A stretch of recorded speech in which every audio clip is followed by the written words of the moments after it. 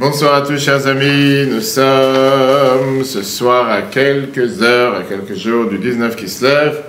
Le 19 Kislev qui est Rosh Hashanah de la Chassidut, qui est le jour où la Chassidut a été dévoilée. C'est ce qu'on va voir chers amis ce soir ensemble. Qu'est-ce que représente ce grand jour? Pas seulement qu'est-ce que représente ce grand jour dans la vie de tous les jours, mais qu'est-ce que cela veut dire pour nous. C'est pour ça que ce soir on va s'arrêter sur le sujet des rêves.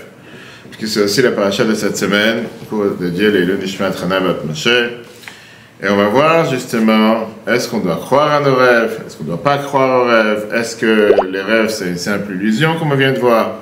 Ou bien les rêves c'est quelque chose de réel? Est-ce que c'est quelque chose qu'il faut y craindre, avoir peur? Des gens des fois te disent j'ai fait un cauchemar, on va savoir ce que j'ai vu dans la nuit, on va savoir ce qui va m'arriver. Ou bien non, on doit regarder comment la Torah nous dit que parfois les rêves c'est des rêves. Qu'est-ce que ça veut dire que c'est des rêves? Ça veut dire ne te prends pas la tête. Arrête de t'imaginer qu'il va t'arriver quelque chose parce que tu as eu un rêve. C'est ce qu'on va voir ensemble ce soir. Et on va voir justement surtout le fait qu'on n'a pas le droit de céder à nos rêves. On n'a pas le droit de... Parfois quelqu'un il s'est dit qu'il a un grand rêve, de tout faire pour mettre son rêve en application. On ne parle pas maintenant de rêves, des choses mauvaises, on parle bien sûr dans les choses positives. Est-ce qu'on va voir ce soir ensemble la différence entre les rêves qui symbolisent des choses positives et les rêves qui symbolisent des choses négatives. Mais c'est sûr que n'importe quelle personne a le devoir d'écouter sa voix interne qui l'appelle parfois à venir montrer en quoi il est spécial dans ce monde, quel est son don particulier sur terre que Dieu lui a donné, et faire tout ce qui est dans sa possession, dans ses pouvoirs pour mettre en application ce rêve, ce don que Dieu lui a donné, même si parfois il peut être considéré comme un grand rêveur. Parce que parfois, par ça que tu écoutes tes rêves, tu peux aller très loin. Quelqu'un qui n'écoute pas ses rêves, il peut rester très très proche. D'ailleurs, on a dit ça c'est le sujet majeur, si on peut dire le sujet essentiel de toute la paracha de cette semaine. Si on veut parler de la paracha de cette semaine en un mot, on dit la paracha des rêves. La paracha qui nous parle des rêves de Yosef. Mais ce n'est pas seulement la paracha qui nous parle des rêves de Yosef, on voit que toute l'histoire de la vie de Yosef est autour de rêves. On voit que Yosef il rêve des rêves, on voit comment Yosef il explique les rêves. On voit comment Yosef, la vie de Yosef se passe concrètement, elle va exister grâce aux rêves. Et on voit que tout tourne autour de rêves. Et ça, c'est quelque chose qui est particulier. C'est pour ça qu'on parle de rêveurs. Il y a des rêveurs qui rentrent. D'accord? D'abord, il rêve lui-même. Après, on voit comment il explique les rêves. Après, on voit comment il explique les rêves du chef échanson, du chef boulanger. Après, on voit comment concrètement il agit et il fait en sorte que les rêves de Pharaon vont être expliqués. Après ça, on voit comment il explique et il a mis en application ses propres rêves. Et donc, si on veut résumer en un mot la vie de Yosef, d'abord il rêve lui-même, après ça, il explique les rêves des autres, et après ça, il fait en sorte que les rêves s'accomplissent. Et c'est ce qu'on va voir ce soir. Quel est le message que la Torah veut nous donner à travers cette histoire de rêve? On n'a aucun rapport vraiment avec tout ce qui est la vie de Yosef et ses rêves. Personne ne rêve comme ses rêves. On sait qu'en général, on va voir comment la Torah nous parle contre le rêve. La Torah, parfois, elle n'est pas tellement gentille avec les rêves. La Torah te dit que des fois, il ne faut pas écouter les rêves. Vous savez ce que le Shulchan Aruch te dit? Que les rêves, parfois, ne te font pas avancer, ni quoi que ce soit. En deux mots, un rêve, ça ne veut rien dire, ça n'a aucun sens. Alors pourquoi la paracha cette semaine, la Torah, on voit comment Yosef, on nous raconte en long et en large les rêves de Yosef, surtout qu'on n'est pas obligé d'en savoir, on n'est pas obligé d'en parler, et quand tu veux parler, bien sûr, tu peux nous parler très facilement de l'histoire, on va dire, de la vie des frères de Yosef, comment ils l'ont haï, etc. Ça nous raconte l'histoire des rêves. Les rêves, apparemment, c'est totalement superficiel. Peut-être que la Torah veut nous donner comme message ce soir, cette semaine, le fait que chacun doit écouter ses rêves. Et là, on ne parle pas maintenant des rêves de la nuit, on parle des rêves du jour. Ça vient te dire que tu as parfois une mission sur terre, une mission à accomplir. Et la Chassidut te dit que Yosef était celui qui a tracé cette révolution dans le service de Dieu. Qui jusqu'à alors, c'était une manière de vie qui était totalement incohérent avec la vie des gens de Yosef, ces 12 tribus, etc., comme on va voir plus tard, qui veut dire de se mélanger dans la vie du monde, de faire descendre la divinité sur terre. Les rêves ont montré comme quoi il y a un autre chemin, qui n'était pas adapté, qui n'était pas justement accepté par Yaakov et ses tribus. Vous avez la feuille ici sur le côté. Et ça, c'est le message de rêve. Le message de rêve, c'était ne vis pas en rêvant. Ne vis pas ta vie, non. Ne vis pas ta vie de manière automatique. Seulement parce que tout le monde le fait pour ça, il faut le faire. Mais au contraire, essaie de trouver ton don particulier que tu as dans la vie de tous les jours pour faire régner, descendre la divinité sur terre. Donc on revient par rapport à ce qu'on est en train de parler ce soir, parce que la paracha c'est la paracha des rêves. La paracha des rêveurs, c'est pour ça qu'il y a beaucoup de rêveurs qui sont arrivés, dans laquelle on te dit, est-ce qu'on doit vraiment faire attention aux rêves? Est-ce que les rêves cachent quelque chose? Est-ce que les rêves veulent dire quelque chose? Ou bien les rêves c'est juste n'importe quoi, fais pas attention, fais ta vie et avance. On commence par toi. Puisqu'on parle des rêveuses. Vas-y. Qu'est-ce que tu dis?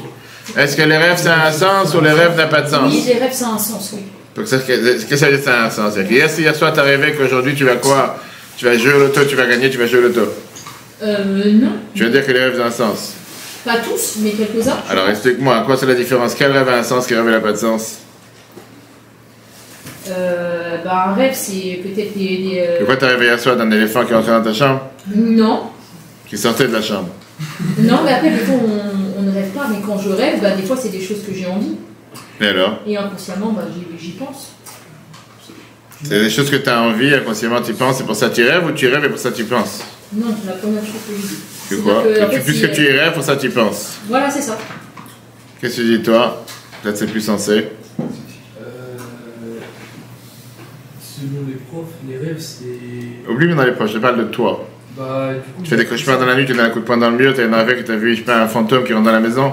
Non, mais du coup, ils m'ont appris ça, et du coup, je pense... Donc, qu'est-ce qu'ils t'ont appris? Je te parle dans ta vie de tous les jours, pourquoi non, qu'ils t'ont appris? Parce que je pense... Non. Pour moi, il y a un sens, mais pas pour tout le monde. Pour toi, il y a un sens, mais pas pour tout le monde. C'est-à-dire que, pas tout le monde est capable d'avoir des rêves qui vont être logiques et qui vont comprendre. Donc, est-ce qu'il y a un sens ou est-ce qu'il n'y a pas de sens? Pour moi, il n'y a pas de sens. Il n'y a pas de sens. Donc, n'importe quel rêve que tu as, ça n'a pas de sens. Les rêves ne veulent rien dire. Qu'est-ce qu'il dit, monsieur? Logique, il y a un sens. Il y a un sens. Chaque rêve a un sens. Il y a un sens. D'accord. Et alors, qu'est-ce que ça veut dire qu'il y a un sens? Quand tu as rêvé, je sais pas. C'est à nous de trouver le sens du rêve. Et si tu n'as pas trouvé? Pas grave. Si tu as un cauchemar? On n'empêchera pas de vivre. On n'empêche pas de vivre et de Je dormir. pense qu'il y a des sens. Qu'est-ce que tu dis, toi? Les rêves ont un sens, oui ou non? Excusez-moi, monsieur. C'est pas grave. Dis, tu peux faire avec la tête. Tu peux faire oui ou non? Tu fais comme tu veux avec la tête. Le rêve, ça a plusieurs sens, comme on a pu le dire, parce qu'il y a le rêve réalisable, le rêve où c'est... Pourquoi toujours tu compliques la vie? Je te demande, est-ce que c'est oui ou non? Pourquoi tu dois compliquer les choses? Oui, c'est bien le rêve. C'est bien? Je te demandais est-ce que c'est bien, je me demandais est-ce qu'il y a un sens. Oui, c'est bien, c'est bien de rêver. Ah, vas-y, continue à rêver. Ok, qu'est-ce que tu dis? Oui, il y a un sens. Il y a un sens à rêver. Ok, et qu'est-ce que tu dis? Oui ou non? Oui aussi. Ok, c'est ce qu'on va voir aujourd'hui. D'accord? Oui? Mais des fois, c'est involontaire de rêver. C'est... Alors, on va tout de suite voir justement, d'accord? Comme l'a dit tout à l'heure, la Torah, la paracha de Vayeshev, c'est la seule paracha de la Torah que presque chaque verset commence avec la lettre Vav, Vayeshev, Yosef, Aya, etc. Et la réalité, c'est que la paracha, elle va dans la dégringolade. Du début à la fin, on dégringole sans arrêt. D'abord, la paracha commence à te parler de la guerre entre les frères, les gens qui se déchirent, qui sont plus jusqu'après à tuer Yosef, et après, presque le vendre en esclave chez des nations qui ne le connaissent même pas. Après, ça vient la punition dans la maison de Yehuda, la mort de ses enfants Er et Onan, l'histoire de Tamar qui s'est présentée comme une prostituée. La paracha continue jusqu'à la dégringolade de Yosef en prison, avec le soupçon de viol par la femme de Potiphar. En deux mots, c'est que des malheurs, si on peut dire, du début de la paracha jusqu'à la fin de la paracha. La paracha d'abord commence avec l'histoire de la haine dans la maison de Yaakov. Yaakov, il aime Yosef plus que tous ses enfants, il lui crée une tunique un multicolore, si on peut dire, pour montrer comment il aime mieux que les autres. Les frères, ils développent une haine extrême contre leur frère. Ils ne parlent plus avec lui jusqu'à ce qu'un matin, Yosef, il va aller voir ses frères et il leur raconte « J'ai eu un rêve ». C'est quoi le rêve? Qu'on rassemble des gerbes de blé dans le champ, et ma gerbe était debout au centre, tous les gerbes, ils étaient autour de moi, ils étaient en train de se prosterner. Tu avais rêvé une fois des gerbes? Jamais rêvé. Ok. Et ils sont pleins de colère. Qu'est-ce que tu veux dire? Que tu vas nous gouverner? Que tu vas commencer à régner sur nous? Et la haine, elle monte à des niveaux pas possibles. Et le lendemain matin, Yosef, il vient avec un rêve mis à jour, 2.0. Et là, qu'est-ce qu'il dit? La terre, pas seulement que la terre se prosterne à moi, mais même le ciel se prosterne à moi. Et pas seulement que les 11 étoiles qui représentent les frères se prosternent à moi, mais même le soleil et la lune, qui représentent Yaakov et Rachel ou bien Bila. Là, pas seulement qu'ils ont une haine contre lui, mais ils ont aussi une jalousie contre lui. Et là, comme on a vu, la différence dans le verset qu'on voit dans Bereshit 37, que la Torah te fait une distinction entre le premier rêve et le deuxième rêve. C'est que dans le premier rêve, la Torah te dit seulement qu'ils ont développé une haine contre lui. Dans le deuxième rêve, la Torah te dit qu'ils ont développé une jalousie contre lui.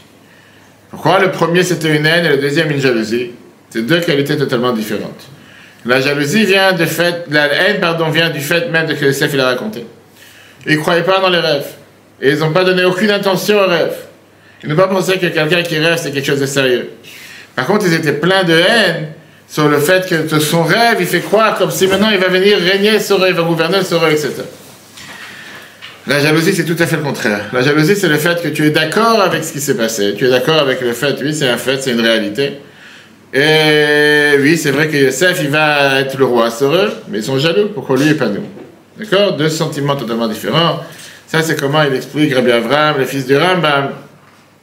Pourquoi la jalousie est différente de la haine? Parce que parfois, quelqu'un peut avoir une haine à quelqu'un qui est plus bas que lui. Il ne va pas être jaloux en lui. Alors que dans le premier rêve, la haine était toute seule. Parce qu'ils n'ont pas pensé un instant que ce qu'ils rêvent, c'était quelque chose de vrai. Donc ils avaient une haine envers lui. Dans le deuxième rêve, à part la haine, il y avait aussi la jalousie. Parce qu'ils se disaient, je sais que maintenant qu'il a eu deux fois la même chose comme rêve, certainement il y a quelque chose, ça va se passer. Le fils de Rambam vient te dire que le deuxième rêve, ça les a convaincus. Le fait qu'un rêve se répète plusieurs fois, et des fois on a vu des histoires avec le rabbi, qu'on a vu un rêve plusieurs fois, de nuit d'affilée, etc. Ça montre le sérieux de la chose. Mais là, on va voir ce que le Or HaChaim Akadosh, qui était un des plus grands commentateurs de la Torah, il vient et t'expliquer la vision de la Torah sur les rêves. Il vient et te dit comme ça. Le deuxième rêve va montrer que c'est quelque chose de sérieux, quelque chose de vrai. Parce qu'il n'y avait aucune raison extérieure pour vouloir tomber dans un tel rêve. Toutes les causes aléatoires, toutes les causes secondaires qui font que tu tombes dans un rêve n'avaient aucune réalité face au cas dans lequel on était présent. Et donc ils se sont dit que s'il a eu un tel rêve, certainement qu'il y a quelque chose de vrai dedans. Parce qu'il n'y a rien qu'il a fait qu'il ait... Quand tu as vu, je sais pas, un éléphant dans la rue, tu es rêvé d'un éléphant, on va dire, bon, tu as vu un éléphant, tu as rêvé d'un éléphant. Quand tu t'es énervé, tu t'es dans la journée, tu t'es énervé dans le rêve. Parce que tu t'es énervé dans la journée. Mais là, il n'y avait rien qui a fait qu'ils allaient arriver à un tel rêve. Donc ils se sont dit, s'il y a quelque chose, il y a certainement quelque chose de vrai à l'intérieur. Viens l'Agmara, dans l'Agmara, Brachot, page 57b, te dit une phrase suivante. Un rêve, c'est 1/60e de prophétie. Qui veut dire, la raison pourquoi quelqu'un ait le rêve représente la prophétie, c'est en double. D'abord, parce que le cerveau se repose la nuit. Et donc, tu peux recevoir ce qu'on appelle des illusions du monde en haut. Pour ceux qui aiment bien le monde, on va dire, les mondes, qu'on appelle ça, les mondes spirituels. Les mondes dans le monde. Quand ton cerveau ne fonctionne pas comme il aurait dû fonctionner toute la journée, tu peux parfois entendre des voix, tu entends des sons, tu t'imagines des choses. Deuxièmement, c'est très bien que pendant le sommeil, la Neshama, elle monte en haut, et elle monte, elle s'attache avec sa source spirituelle, elle peut entendre des messages que dans la journée, elle n'entend pas. D'accord? Mais est-ce que tout le monde est d'accord avec ça? On sait très bien que la Torah te donne une telle importance au rêve jusqu'à ce qu'on a ce qu'on appelle Sheilat Chalom.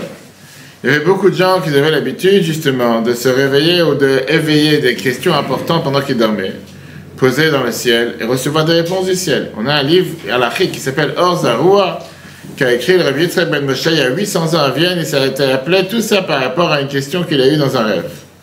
Quelle question qu'il a eue dans le rêve? Il raconte comme quoi il a eu une question, comment écrire le nom Akiva dans un get. On sait très bien qu'il y a des manières comment on écrit un nom en hébreu d'après la halakha. Est-ce qu'à la fin on met un Aleph ou à la fin on met un E? Akiva en général, c'est avec un Aleph, là il ne savait pas. Et voilà que dans le rêve, le soir, on vient et il voit le verset Or Zarua la Tzadik ou l'Ishri la Simcha, que la fin, la lettre de chaque fois, c'est Rabbi Akiva avec un E à la fin. Là il s'est dit, j'ai la réponse à ma question.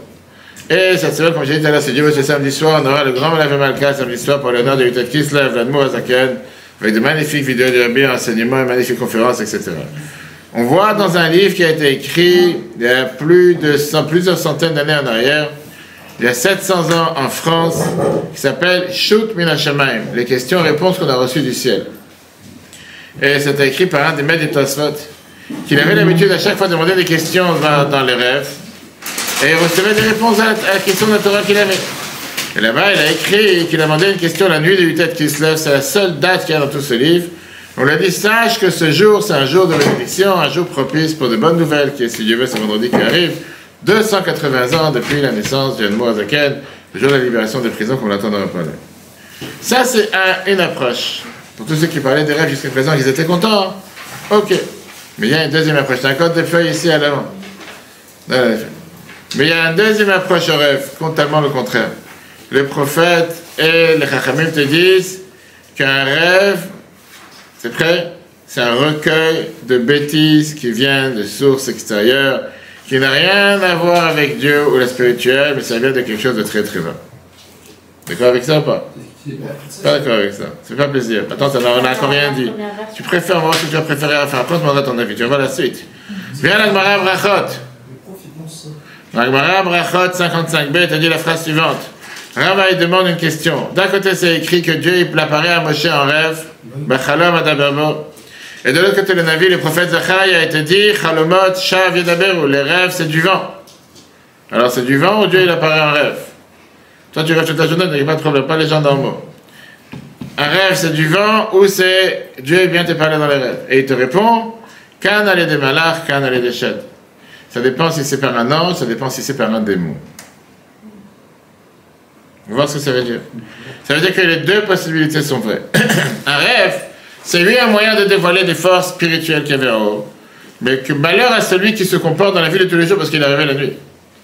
Bon, tu vois des cas que la Gemara te dit. Parce que des fois, les forces du supérieur peuvent être des forces positives comme des forces négatives. Et donc, le rêve, en règle générale, c'est pas d'office, bien ou mal. Il faut d'abord essayer de retracer quelle est la source. Pourquoi tu as rêvé ça? Pourquoi ce soir tu as rêvé que tu avais une casquette blanche? Certainement parce que dans la journée tu as mis une casquette blanche. Mais si dans la journée tu n'as pas mis une casquette blanche, je peux te garantir qu'il n'y a presque aucune chance que ce soir tu vas rêver d'une casquette blanche. Il y a toujours des gens extraterrestres, pas les gens normaux. D'accord? La Gemara te met la source d'où viennent les rêves. La Gemara Brachot 55b, elle te dit Rashi. Écoutez bien, d'où viennent les rêves qu'on rêve la nuit? En marino la Adam, et la meo elibo. On montre à une personne la nuit seulement ce qu'il a pensé dans la journée. Les choses à quoi tu ne penses pas, tu ne vas pas rêver. Si tu n'as pas pensé à, je sais pas, à construire un jet, tu ne vas pas rêver à un jet ce soir. D'accord? Que mode, de la même manière, la Chal te dit. On ne va pas montrer à quelqu'un dans un rêve quelque chose qu'il n'a jamais pensé ou qu'il ne s'est jamais habitué. Par exemple, tu ne vas jamais rêver de voir un arbre en palmier qui est fait plein d'or. Un arbre en palmier qui est en or, à part si tu vis à Dubaï. De l'autre côté, la Gemara te dit, tu ne vas jamais rêver d'un éléphant qui rentre dans le trou d'une aiguille. La Gemara prend cet exemple. Pourquoi? Parce que tu ne penses pas à ça dans la journée. Mais si tu as quelqu'un vraiment qui est fou furieux et qui pense qu'un éléphant peut rentrer dans le trou d'une aiguille, ça doit être rêver ça la nuit.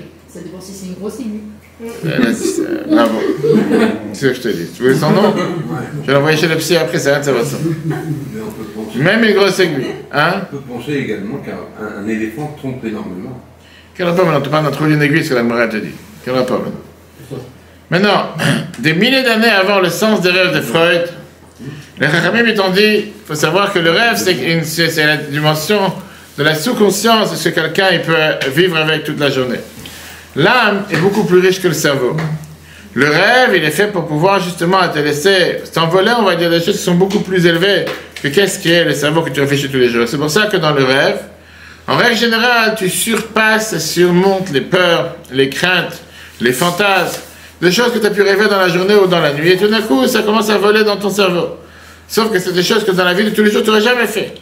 Je sais pas, sauter d'un pont, sauter des trucs, tu t'imagines, va savoir, quelqu'un il avait un film avant de dormir, tout d'un coup il commence à rêver que tu fais des choses pareilles.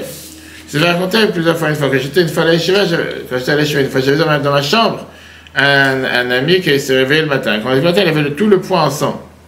Tous les os comme ça, tout le poing il était plein de sang. Qu'est-ce qui s'est passé? J'ai dit, qu'est-ce que tu as fait? Qu'est-ce que tu es parti? Il m'a raconté, mais je me rappelle, dans la nuit, j'ai rêvé qu'il y avait des gens qui s'étaient venus me faire du mal, etc. Je me suis battu avec eux. Et en train de se battre, il a donné un coup de poing dans le mur avec toutes ses forces qui étaient à côté du lit. Mais malheureusement, c'était pas un ami qui était à côté, c'était un truc. Et il s'est même pas rendu compte. Il a continué à dormir. Des fois, tu vas des gens, ils commencent à parler, ils ont des voix, ils commencent à crier, etc. Tu dis, ça, tu cries dans la nuit comme ça, tu fais peur aux voisins. Les gens, ils crient, tu dis, va savoir, qu'est-ce que tu cries comme toi, qu'est-ce qui s'est passé? Des fois, tu vois des enfants, des fois, ils parlent, c'est des fois dans les rêves, etc. Tu rentres dans leur chambre, tu dis, il n'y a rien, qu'est-ce que tu parles, qu'est-ce que tu vas raconter? Je pense à m'amuser à faire des cassettes, quand on enregistrait les élèves à la Yeshiva. T'as un coup de poing dans le mur, qu'est-ce que t'es fou, dis-moi, qu'est-ce qui se passe? Il fait un trou dans le mur. Le matin, il se réveille, il a le poignet plein de sang, qu'est-ce que t'as? Et quand tu lui demandes, laisse tomber. Oui. Non, c'est parfois la nuit, on fait des rêves qui n'ont aucun sens. Ça... Parfois, je pense que la majorité des fois, c'est des rêves qui n'ont pas de sens. Maintenant, ça dépend, comment on va voir d'où ça vient. Moi, quand je rêve, ça m'arrive des fois de rêver du rabbi. Je sais très bien pourquoi, parce que dans la journée, j'ai regardé pas mal de vidéos, de photos, etc. Et tout d'un coup, la nuit, je commence à rêver, mais c'est des situations dans lesquelles je me revois avec le rabbi, etc. Mais parfois, c'est des situations qui sont peut-être bizarres, que tu vois le rabbi avec un talit, alors qu'il n'est pas censé avoir un talit à ce moment-là. Bref, mais c'est-à-dire le contexte du rêve, il est des fois différent de la réalité, mais c'est ce que tu as rêvé, ou c'est ce que tu as pensé dans la journée. Maintenant, comme j'ai dit tout à l'heure, en règle générale, dans la journée, qu'est-ce qui se passe? On avait tout ce système de mise en garde ou de protection ou de sécurité qui fait que tu ne vas pas franchir l'interdit ou franchir des pas que tu n'aurais jamais pensé faire ou quoi que ce soit. Le rêve vient exprimer ce que le cœur il veut faire ou ce que la vie en temps normal ne te laisse pas agir dans la vie de tous les jours. Mais en rêve, tu vas rêver que tout d'un coup, par exemple, tu voulais aller à un voyage et la nuit, tout d'un coup, tu rêves que tu es dans le voyage et que tu es là-bas. Alors que tu sais que dans la réalité, tu n'es pas parti. C'est juste que tu voulais partir. Et comme tu voulais, tu rêves de ça dans la nuit. Les psychologues, les psys, ils te disent qu'un rêve, ça vient du langage comme une fenêtre. Une fenêtre à l'âme, et qui laisse justement, comment on appelle ça, qui laisse éveiller, qui laisse surmonter à la surface, parfois des parties cachées qui sont à l'intérieur de nous, des choses qu'on n'ose pas peut-être y penser ou quoi que ce soit. Tout d'un coup, tu rêves. Maintenant, la Gemara te raconte, c'est Rabbi Yeshua ben Hanania, qu'il avait l'habitude de se rencontrer régulièrement avec le César, avec le roi de Rome, pour lui demander pitié sur les Juifs qui habitaient à Jérusalem. Une fois, le César, il a dit, on dit sur vous les Juifs, vous êtes intelligents. Dis-moi, qu'est-ce que je vais rêver ce soir?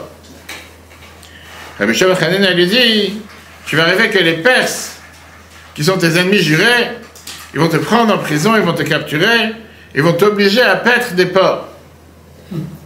Histoire. La nuit, de quoi il a rêvé? Il a rêvé de tout ce qu'il a dit, Rabbi Yeshua ben Hanania. Pourquoi? Parce qu'il a pensé à ça toute la journée. Il avait tellement peur, c'est quelque chose qui va se passer.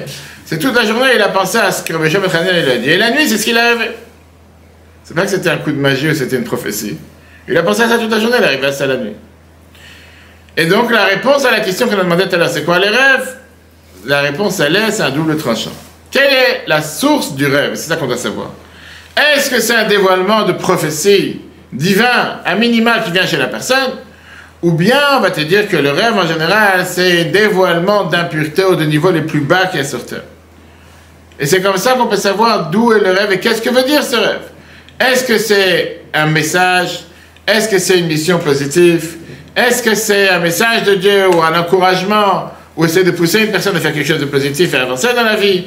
Ou bien c'est quelque chose qui est totalement négatif, qui n'a pas de sens. Quand tu l'as rêvé, tu peux l'effacer de ta tête. Et d'ailleurs, tu as des gens que dès qu'ils se réveillent, ils oublient qu'est-ce qu'ils ont rêvé. C'est tellement pas important, c'est tellement pas de sens qu'ils oublient. Après, ils continuent à rêver la journée sur d'autres choses. Maintenant, on va comprendre ce qui s'est passé sur les frères de Yosef. Quand Yosef il vient, il leur parle du premier rêve sur les gerbes qui se prosternent à lui. Ils ont dit, arrête de nous raconter, arrête de penser la journée, arrête de rêver à ça dans la journée, tu vas pas rêver à ça la nuit. Parce que toute la journée, tu penses nous gouverner. Pour ça, la nuit, tu es arrivé, tu commences à penser que tu nous gouvernes réellement. Ok. Mais non, ils n'ont pas pensé que c'était un prophète ou quoi que ce soit. Ils n'ont pas non plus pensé qu'ils recevaient des choses du Saint-Esprit, ou va savoir. Ils ont dit certainement parce que tu es tellement orgueilleux, tu penses tellement que tu vas nous gouverner, que la nuit, tu es arrivé et tu es arrivé que tu nous as gouvernés. Pour ça, ils avaient une haine contre lui. Ils n'étaient pas jaloux de lui. Ça, c'est le premier rêve. Et quand il a eu le deuxième rêve que son père et sa mère viennent se prosterner à lui, là, ils étaient bouleversés. Pourquoi? Parce qu'ils se sont dit, même dans la journée, ils ne pensent pas à une chose pareille.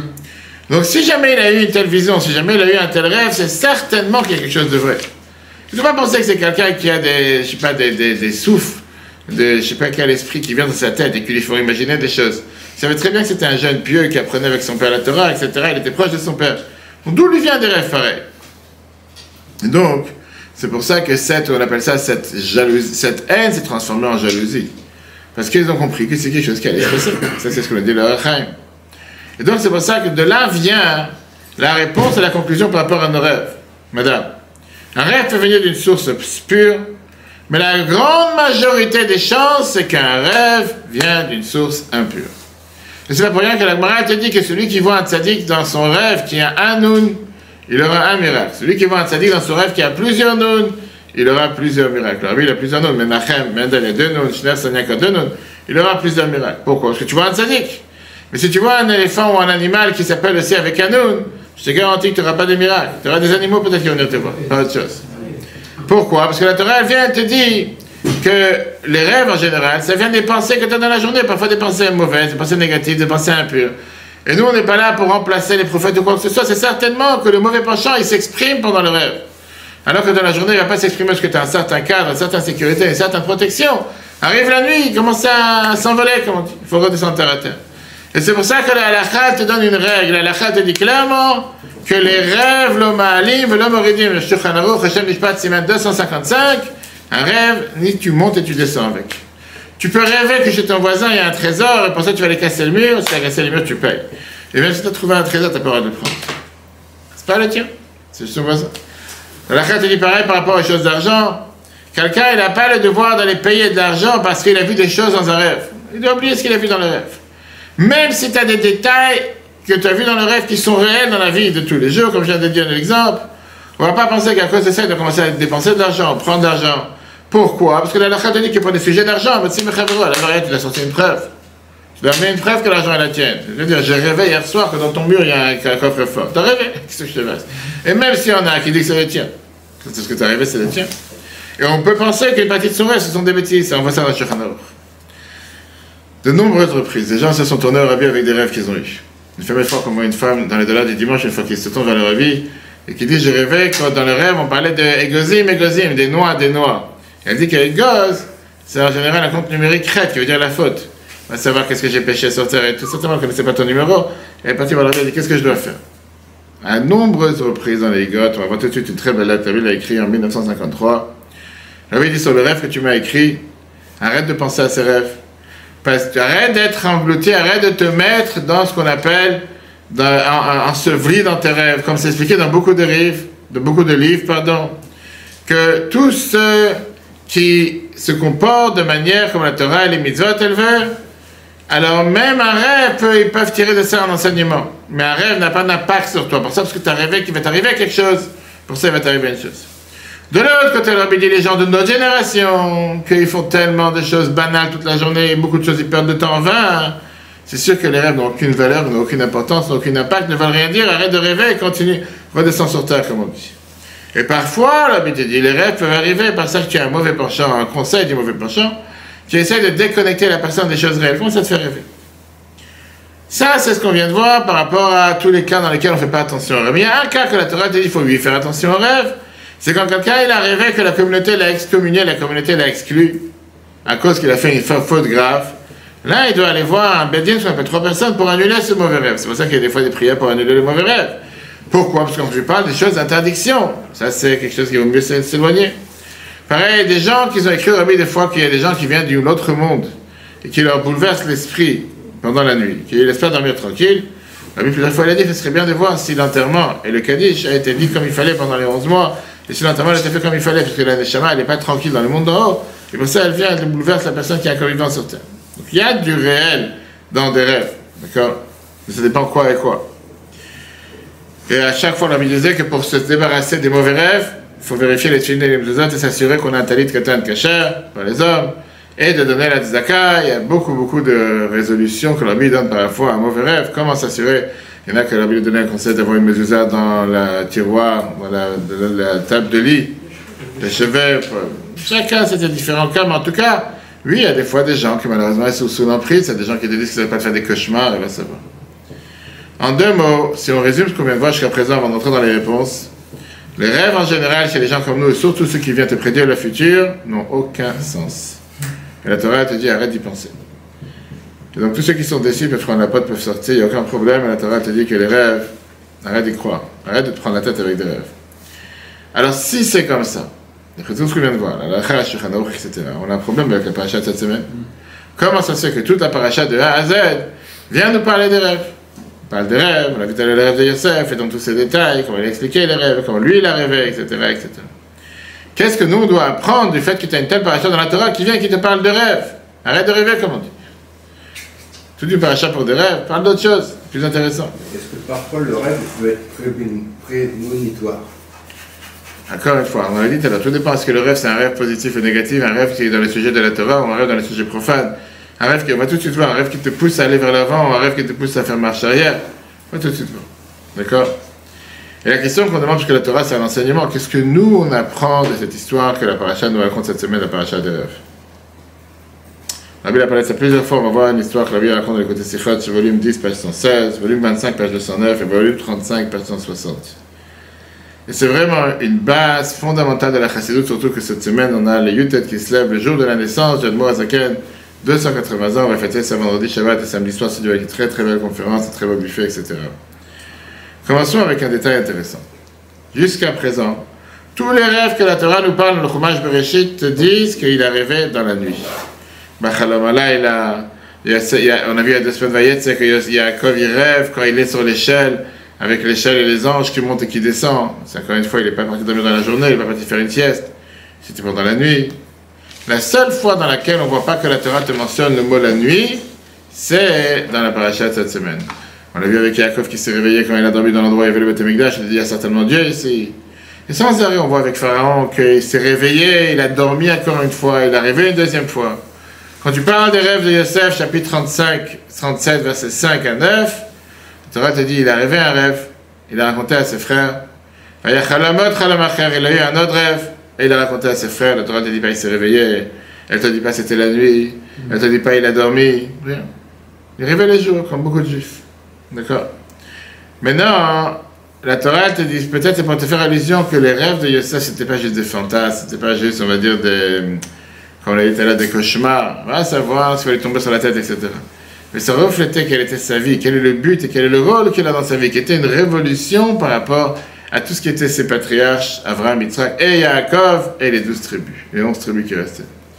D'ailleurs, c'était là toute la différence qu'il avait avec les autres, que les autres savaient qu'il fallait rester des bergers, comme on va tout de suite voir. Alors que Yosef était loin d'être un berger, il est devenu le vice-roi d'Égypte, il a agi en Égypte, etc. Et c'est pour ça que, pour comprendre les résultats des rêves, et pourquoi la Torah nous le raconte, et quel enseignement d'apprendre des rêves, on doit essayer d'abord de comprendre sur quoi tout a explosé cette semaine. Pourquoi le gouvernement il est tombé? Qu'est-ce qui a fait que tout d'un coup, tu as une telle haine entre les frères et Yosef? Fondé sur quoi? C'est des frères de père et mère, surtout de mère, Yosef il avait Benjamin, mais peu importe. Qu'est-ce qui a fait que, à tel point, vendre un enfant, un esclave? Et c'est vraiment parti trop loin, comme on dit. Qu'est-ce qui se passe? On parle des petits-enfants qui ont vu que le père, qu'ils sont sortis de la maison, et que le père leur demande où ils vont, ils vont dire, on va chercher une brebis, on va chercher un garçon qui a disparu il y a je ne sais pas combien d'années. Ce qui n'est pas clair ici. Et comme j'ai dit, on est bien obligé de dire qu'il y avait ici un débat, c'était un débat qui a commencé il y a plusieurs années en arrière, on a vu ça depuis Adam, que Yosef partageait avec ses frères un débat quotidien sur quel est le rôle d'un juif sur terre. Quel est notre rôle? Il disait que, et eux, ils n'étaient pas d'accord avec son chemin. Et ils disaient que ton chemin, c'est le mauvais chemin, notre chemin, c'est le bon chemin. Et parfois, quand un tel dispute, surtout dans la même famille, ça peut amener à la violence. Comme les élèves de Rabbi Akiva, qu'on rencontre pendant la période du Rabbi Akiva, une des raisons pourquoi on fait les lois de deuil pendant la période du Yom, c'est pourquoi? Parce que tu as eu les 24 000 élèves de Rabbi Akiva qui sont morts. Pourquoi? Tu te dis, chez l'homme, à gros kavod, c'est parce qu'ils n'ont pas respecté les uns les autres. Vraiment? Pourquoi? Parce qu'il n'a pas donné une assiette avant de prendre l'assiette pour lui-même. Parce qu'encore une fois, leur manière d'apprendre la Torah, de voir les choses, de comprendre les choses, c'était totalement différent. Et là, on va rentrer dans les détails. Parce qu'au final, le débat que Yosef a eu avec ses frères, c'est un débat fondamental. Quelle est notre mission sur Terre? Pourquoi Dieu m'a envoyé sur Terre? Et ça, c'est un débat qui peut amener à la violence. Comme on l'a vu, on vient de voir l'histoire des élèves de Rabbi Akiva. La violence, c'est quoi? Qu'est-ce que veut dire la violence? C'est une manière de pouvoir m'exprimer, de pouvoir me battre sur ce qui m'appartient. En disant à l'autre, je suis important, j'ai une valeur, et puisque je suis important, tu dois me respecter. Moi, je suis Yosef, j'ai un palais, j'ai des chambres avec de l'or, de l'argent. Qui tu es pour me rabaisser? Ça, c'est la première des choses. De l'autre côté, on a aussi déjà dans l'approche de Yosef avec les rêves, que Yosef, il fait allusion aux frères qu'ils sont plus bas que lui, ils ne sont pas aussi importants que lui. Et alors, dans le rêve, il y a aussi le sens du kavod, que quelqu'un il rêve, il a rêvé que demain il va venir patron, etc. Jusqu'à Yosef et ses frères, Yosef lui-même, qui était un des plus petits des frères, tous les patriarches et tous les enfants, ils travaillaient dans quoi? Berger. Bon? C'est des bergers, non? Dans quoi? Nous, tu as dit tout à l'heure. Berger. Ah, pourquoi tu ne dis pas? T'as peur quoi qu'il va tomber dessus? C'était des bergers, ils travaillaient dans les champs, d'accord? Et toi, on raconte sur les bergers d'Abraham, les bergers de Lot, sur Yitzhak, il avait beaucoup de troupeaux. Là, on raconte sur les tribus qui étaient des bergers. Et Yosef qui est parti voir ce qui se passait avec ses frères, ce qui se passait avec les troupeaux. le premier et le seul qui est parti dans une autre direction, c'était Yosef. Yosef, il a géré tout un pays, il a géré les travaux de la terre. C'est-à-dire, depuis le premier rêve, la Torah te dit qu'il vient faire savoir que son but, c'est d'aller travailler la terre. C'est pour ça qu'il a voulu que Israël soit divisé de cette manière-là, de nous remettre les têtes, on met les pieds, que ce n'est pas tout un mélange, et surtout qu'il y ait de la place pour tout le monde. Viens, Yosef, il est plus que c'est le premier qui a changé, on va dire, à 180 degrés. Yosef, il s'est dit dans le premier rêve, il annonce à tout le monde, voici ma mission que moi j'ai reçue.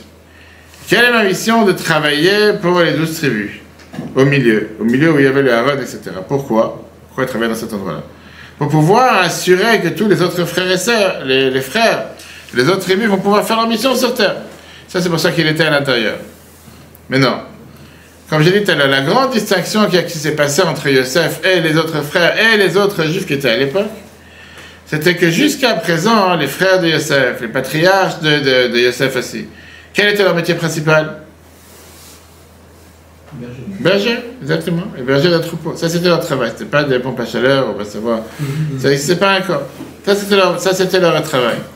La Torah nous dit le débat qu'il y a eu avec les bergers d'Abraham, les bergers de Lot et les bergers d'Yitzhak, qu'il avait un grand tribu, il y avait une grande tribu, qu'il fallait après se séparer, qu'on appelle ça, c'est pas se désengager, se défaire, parce qu'ils ne pouvaient pas rester les uns avec les autres, il y avait trop d'animaux qui n'étaient pas capables de pouvoir manger tous au même endroit. Et au final, Yosef aussi, il est parti voir ses frères qui étaient en train de paître avec un troupeau. Yosef est le premier qui n'est pas berger. Yosef est le premier qui a géré un pays et qui a géré les terres agricoles du pays. Le rêve qu'il a, c'est quoi? Il vient faire allusion à tout le monde. Moi, je ne suis pas dans votre idéologie. Le travail de la terre, tous les tribus, ils étaient en train de construire, comment on appelle ça, de ramener le troupeau pour pouvoir donner à manger. Ramener le troupeau de l'autre côté. Ça, c'était la manière comment ils travaillaient. Tout le temps, c'était autour des animaux, autour de la terre. Ça, c'était les frères de Yosef. D'accord? Et là, tout d'un coup, tu as quelqu'un qui ne travaille pas dans la terre et qui leur dit que vous, tous qui travaillez dans la terre, se prosternent à moi. Parce que lui, il est en dehors de travailler la terre. Ça vient annoncer la mission qu'il attend en Égypte. Son but, c'est pas de travailler dans la terre. Son but, c'est pas de s'exclure. Son but, c'est de gérer tout un pays, de faire en sorte que là-bas aussi, on reconnaisse qu'il y a un Dieu sur terre. Alors, c'est vrai qu'encore une fois, si on remonte il y a quelques générations en arrière, quel était le premier combat qu'on a eu dans la Torah? Avec comment il s'appelle C'est la belle des cas. En vrai, tu parles jamais. Un, il était jaloux de l'autre. Et qu'est-ce qui s'est passé? Avel et Caïn. C'est-à-dire Avel et Cain, mais quand tu parles de Cain, les gens ne savent pas forcément de quoi tu parles. Caïn, la Torah te dit Avel. Et alors, qu'est-ce qui s'est passé? La Torah te dit que la jalousie de Caïn a tué son frère. C'est la seule fois que la Torah te dit que Avel, c'était un berger. Caïn, il travaillait la terre. Mais Avel, il est parti amener un cadeau des menus bétail. Et Caïn, il a mis les fruits de la terre. Et après que Dieu lui a accepté le cadeau de Avel et pas celui de Caïn, Caïn, il l'a tué. Maintenant, comme je dis, ça c'est un débat qui existe depuis le début des temps jusqu'à nos jours. Le débat des bergers face au débat des hommes d'affaires ou des personnes qui travaillent.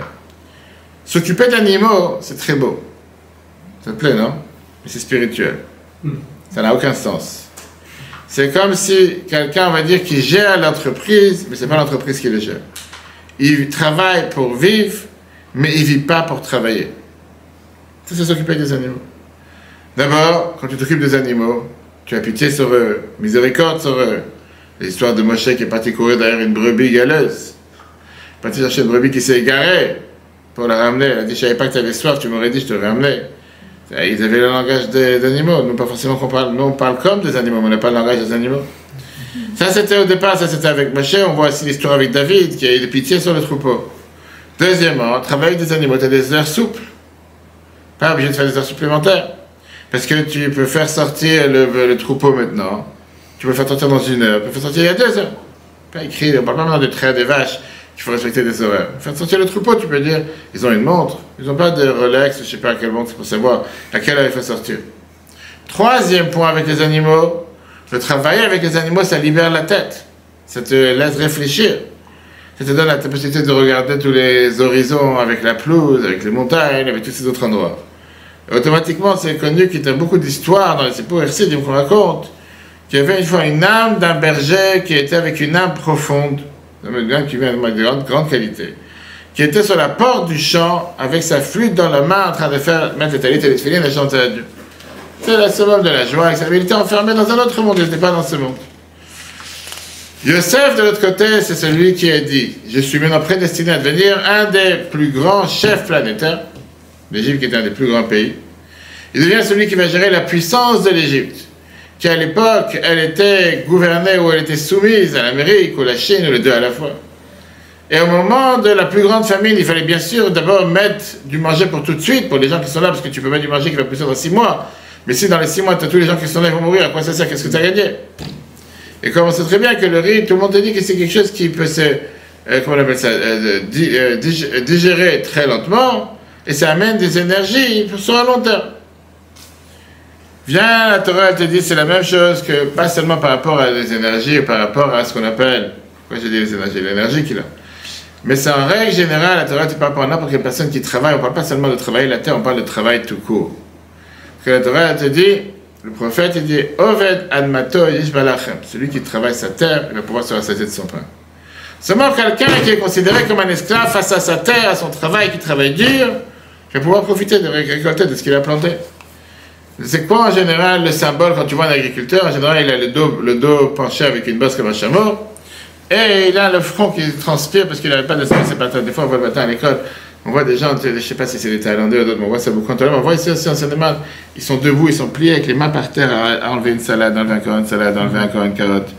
Je lui ai dit, mais on est en 2024, il y a des tracteurs qui font ça, des machines qui passent sur le champ et qui font ça en 5 minutes.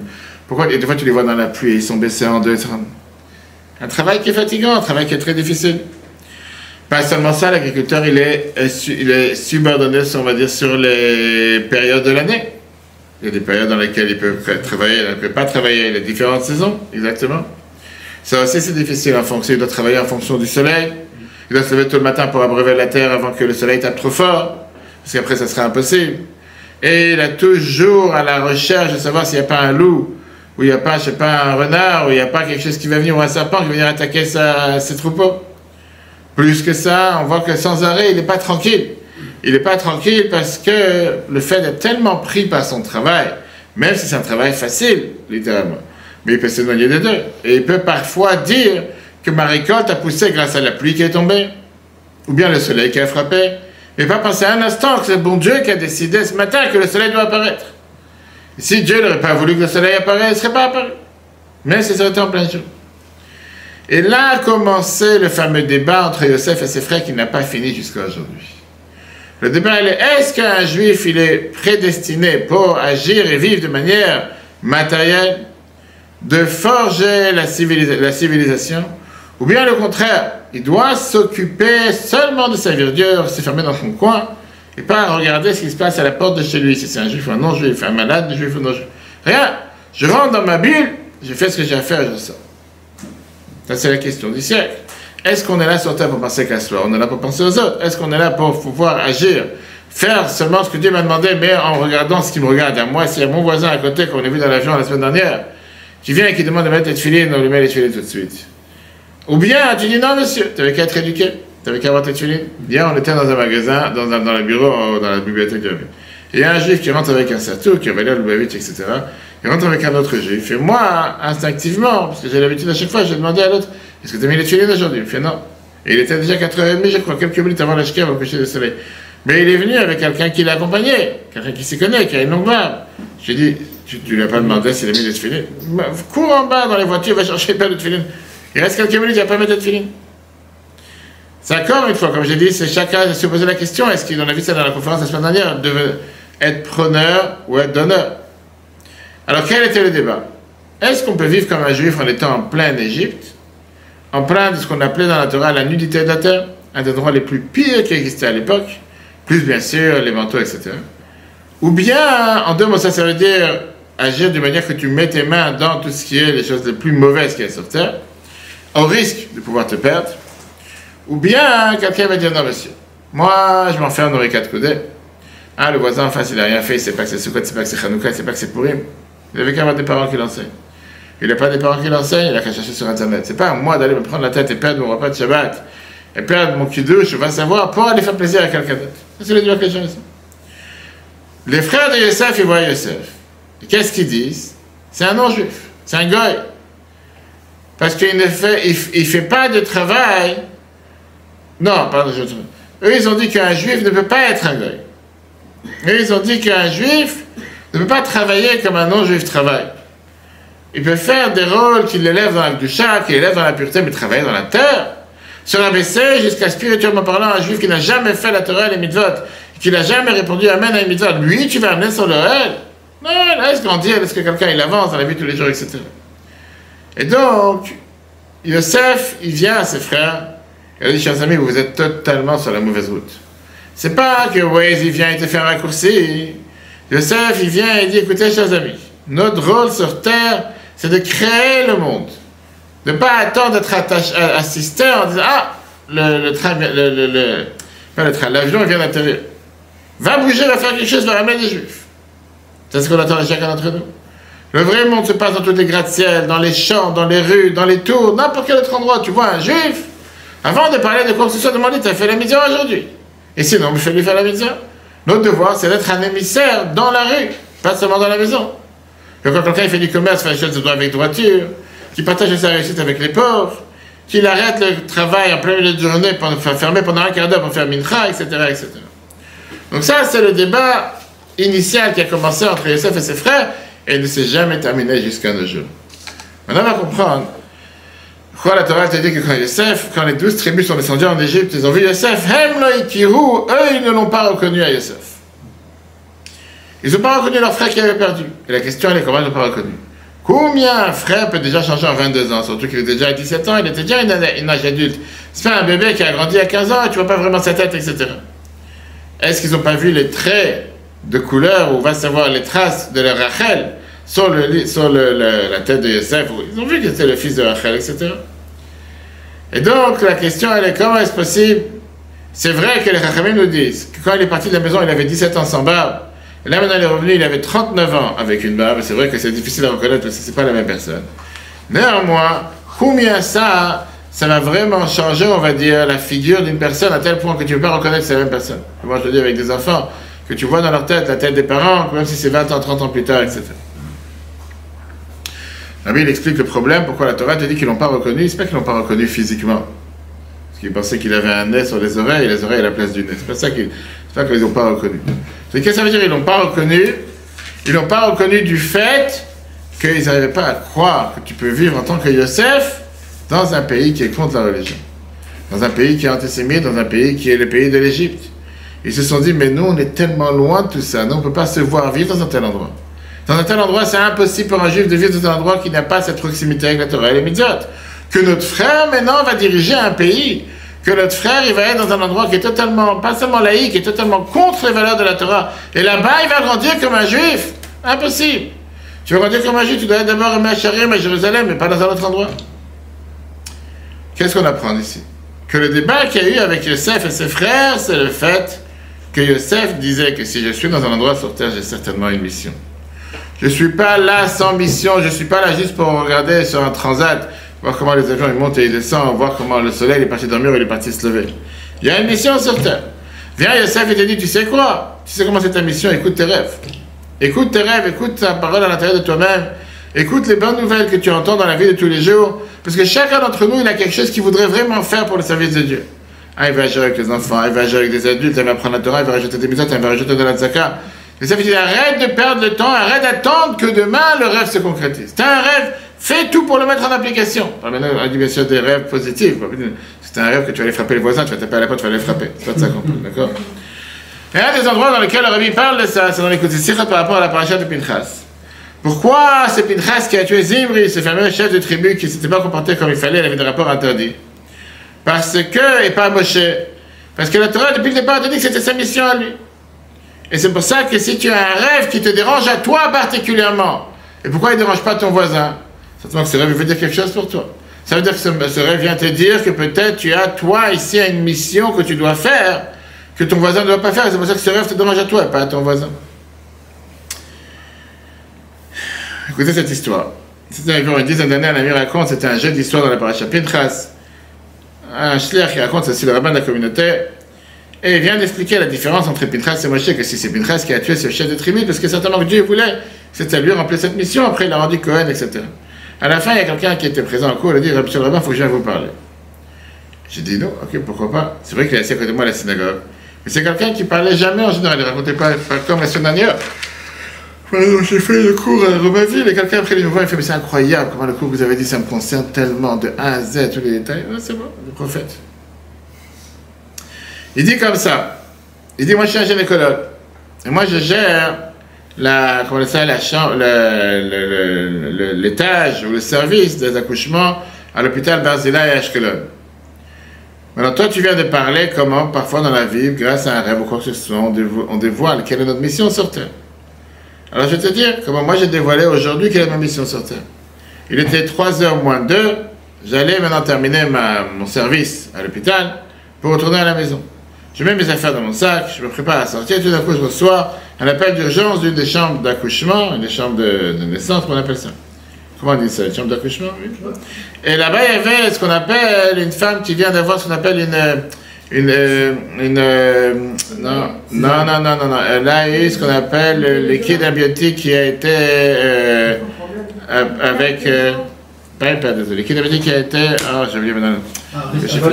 Avalé, qui a été avec une infection. Et avec une infection dans le liquide amniotique, parfois c'est très dangereux parce que ça peut se terminer parfois avec le contraire de la vie.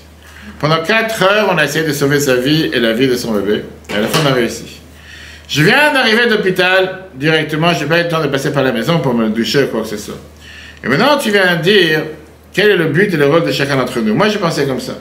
Qu'est-ce qui se passe si l'appel qu'on a reçu à l'hôpital en sortant d'urgence, ce serait venu 20 minutes plus tard, quand je n'aurais pas été là?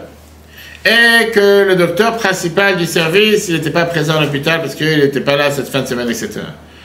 Il fait pendant 30 ans que je suis médecin, j'ai jamais vu un cas pareil. Et peut-être toute ma préparation m'a préparé pour ce moment précis. De pouvoir être présent au bon moment pour la bonne personne, pour la sauver, qu'elle soit avec nous, elle et son bébé. C'est quoi la fin de l'histoire? C'est encore plus passionnant.